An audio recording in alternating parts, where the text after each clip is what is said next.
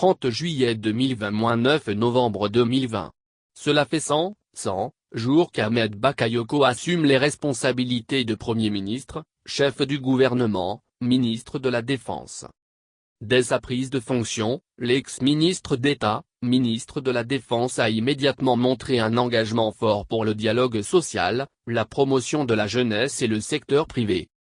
Ses toutes premières sorties ont été des visites à certains leaders religieux, dont le cardinal Jean-Pierre Cuttois et le président du Conseil supérieur des imams, des mosquées et des affaires islamiques en Côte d'Ivoire, Kozim, Cheikh Imam Mamadou Traoré. Tout comme il recevait des responsables de partis politiques, dont le président du Front populaire ivoirien, FPI, Pascal Afin-Guessant, et le secrétaire exécutif en chef du PETSIRDA, Mriss Kakou Gikaue. Un signal fort envoyé alors par Ahmed Bakayoko à ses acteurs et aux Ivoiriens, pour dire que le gouvernement maintient et maintiendra toujours ouverts les canaux du dialogue pour la promotion de la cohésion sociale, préalable à tout développement durable. Ahmed Bakayoko, 55 ans, fait également de la jeunesse l'une de ses priorités. La formation et l'insertion des jeunes demeurent pour lui une préoccupation. Au cours d'une rencontre sur thème, l'environnement des affaires en Côte d'Ivoire, quelle perspective pour des futurs champions?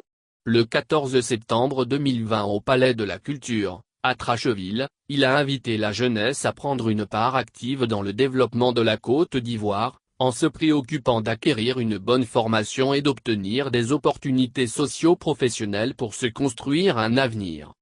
Concernant le secteur privé, le Premier ministre a multiplié les réunions avec la Confédération générale des entreprises de Côte d'Ivoire, que je cite, et l'EPM, à l'effet de les rassurer sur les dispositions prises pour renforcer le partenariat État/secteur privé. Il a également indiqué que les mesures de simplification de la fiscalité, d'allègements fiscaux, d'accès des PME à la commande publique et le paiement de la dette intérieure sont une préoccupation du gouvernement. Pour Ahmed Bakayoko, tout sera mis en œuvre pour faire du secteur privé un moteur toujours plus robuste de la croissance économique. Après la présidentielle du 31 octobre 2020, ses proches espèrent qu'il sera reconduit dans ses fonctions par le chef de l'État, Alassane Ouattara, afin de poursuivre ses actions.